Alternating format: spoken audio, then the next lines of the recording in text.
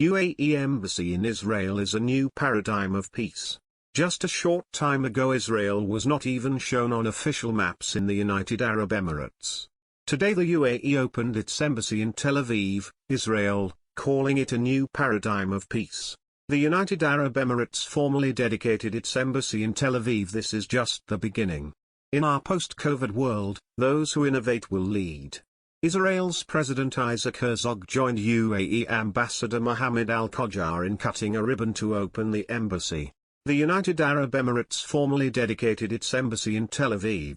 This embassy will serve not just as a home for diplomats but a base for our task to continue to build on our new partnership, to seek dialogue, not dispute, to build a new paradigm of peace, and to provide a model for a new collaborative approach to conflict resolution in the Middle East, UAE Ambassador Mohammed Al-Qadjar said on Wednesday morning in front of the new embassy, located in the Tel Aviv Stock Exchange building.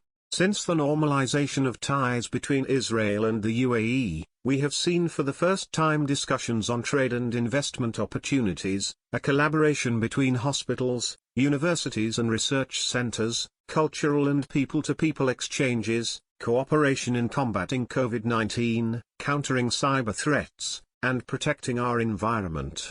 We signed major agreements across various fields, including economy, air travel, technology, and culture, Qadjar said.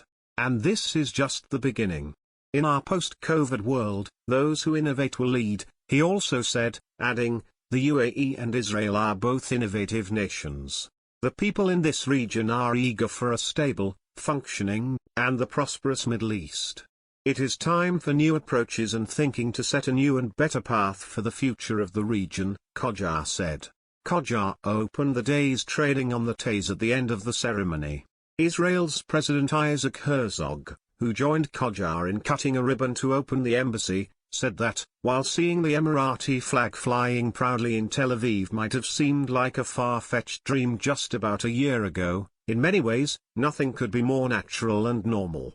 So many Israelis and Emiratis have discovered our countries and people share a great deal. We are both nations that cherish our history and traditions while pushing the very boundaries of innovation and science. We are deeply rooted in our land while having our eyes on the stars, while we both build our modern states out of the desert sands. We made the impossible possible. And we have both created vibrant, multicultural societies through an unwavering commitment to religious freedom and human dignity, he said.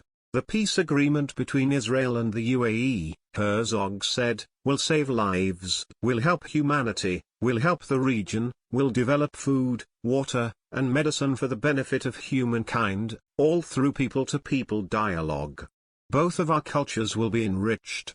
Herzog praised the leadership of the Emirates for the courageous decision to open the door to a warm friendship between our peoples. It is not only an important step for Israel and the United Arab Emirates, but for the entire Middle East. The Abraham Accords will promote stability, security throughout our region, and will demonstrate to all the tremendous promise and potential of peace. He called for the extension of the agreement to other countries and nations.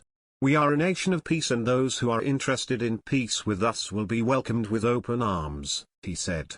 Last month, Israeli Foreign Minister Yair Lapid, who missed Wednesday's ceremony after being required to quarantine due to an aide testing positive for the coronavirus, opened the Israeli embassy in Abu Dhabi and a consulate in Dubai. Also on Wednesday, UAE Minister for Food and Water Security Mariam Al-Maheri met with representatives of the Hebrew University of Jerusalem to promote a research and innovation partnership based on food tech and ag tech. The meeting is the first official visit of a senior UAE government official to an Israeli academic institution since the two countries agreed to normalize relations. Professor Benny Shefitz, Dean of the Robert H. Smith Faculty of Agriculture, Food, and Environment, called the minister's visit prescient and historic, adding, "We look forward to sharing our know-how with our neighbors in the Middle East so that we may meet the challenges of climate change together and better prepared." Israel and the UAE agreed to the peace deal in August 2020, and signed the Abraham Accords normalizing relations between the two countries in a ceremony in Washington on September 15, 2020. Israel also signed a normalization agreement with Bahrain the same day. U2.B. Marciosta contributed to this report. This report is provided by the Media Line.